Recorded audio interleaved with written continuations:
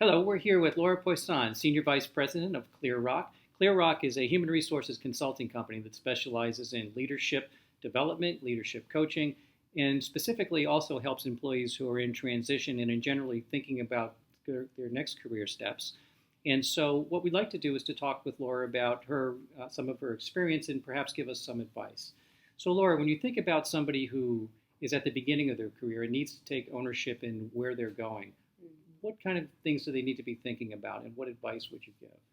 Well, first of all, thanks very much for having me here, Steve. I'm happy to talk with folks, and I think it's great. The earlier you start these conversations in your career, the better, because it's hard to correct too far down the road. So I got great advice a long time ago from my stepfather, who's a scientist also, and he said, you've got to pick something that you're naturally good at. And as we've evolved in our business, and as we've worked with lots of people, it's this intersection between what you're naturally good at, what you love doing, and what someone will pay you to do. Mm-hmm. So knowing thyself, if you will, is a really important part of this process. That's great. And how can people will generally have an idea of what they're good at, but how can they really identify the things that are just natural talents to them? Are there some tools that you can think of?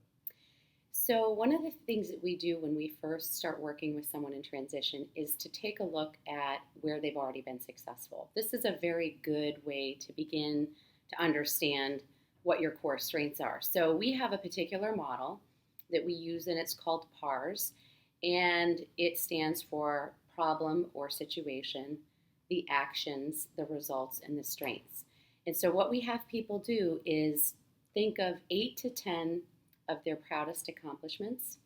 And this could be a volunteer accomplishment. This could be a personal accomplishment like running a marathon. Mm-hmm. It could be job related. It could be the way they've handled a family situation or family emergency. So it's looking back at what are you most proud of, and then breaking it down into this format of what was the problem or situation, what were the action steps you took, what were the results of those actions, and what personal strengths, those character pieces, the things that you just are, did you apply? Yeah. But also, what are the skills and knowledge that you've learned or someone has taught you, did you apply? And if you do this 8 to 10 times, you really begin to see themes.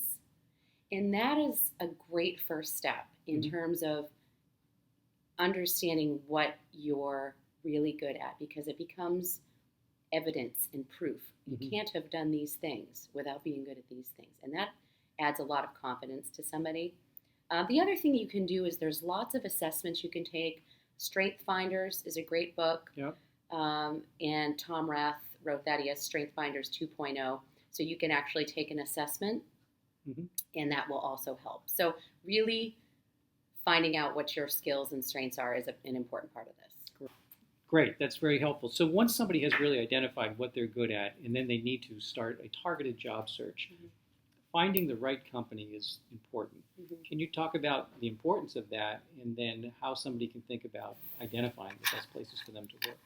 Yes, the fit is really critical. So you have someone's portable talent, all of their greatness that they bring, but it has to plug into the right environment. And I liken it to being a hairdryer that works in the U.S., and then you take the hairdryer to a European outlet, and while it's still a perfectly good hairdryer, it just doesn't work at all because it's not plugging in properly. So to figure out what type of company would be best for you, you really have to know your core values. What is it that you use as a filter in your decisions? So values for most of us are similar at a high level. We all want financial security. We want to be balanced. We want time with family. We want to feel like what we're doing is important. But there's a lot of different values inside of that. And so really figuring out for you what it is. Is it achievement? Is it excitement? Is it integrity? Is it independence? Is it innovation? What is it about you that really excites you and drives you? What are those core values? And then you want to make sure that the company that you might work for is a match.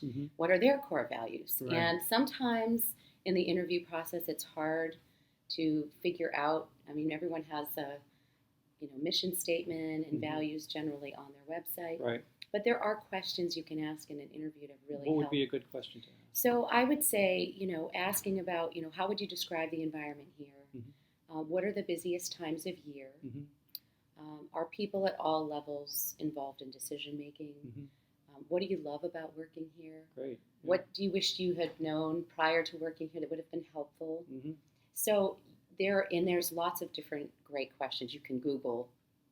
Sure. Asking questions about company values and get some information about That's that. great. But So Laura, in today's dynamic business environment, particularly in this industry where we have so much in the way of mergers and acquisitions, does job security still exist?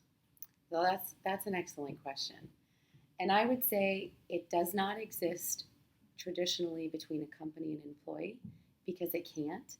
A company tries hard to provide the right benefits, the right environment to their employees, and as long as the employee is able to be productive in the environment that the company needs them, there's job security. Sure. But you just never know, as you said, given mergers and acquisitions, when the company needs to adjust. So the way I like to think about job security and the way that we coach people is that it really exists in you. Your job security is in your reputation. It's in your network. It's in staying on top of what's happening in your industry and being a problem solver. Adaptable, flexible, walking, talking, problem-solving boss hero maker. That's job security because the situation may change around you, but if you're excellent at your job, you help other people succeed and have an extensive network. You stay on top of what's going on in your industry by attending associations, meetings, networking events. Even LinkedIn is a great help in that, following groups on LinkedIn so that you just know the conversations that are happening. And that's how you stay valuable in the market. And then no matter what happens to the company, you'll be able to be reemployed quickly. That's job security. Great. That's great advice, Laura. Thanks very much. You're very welcome.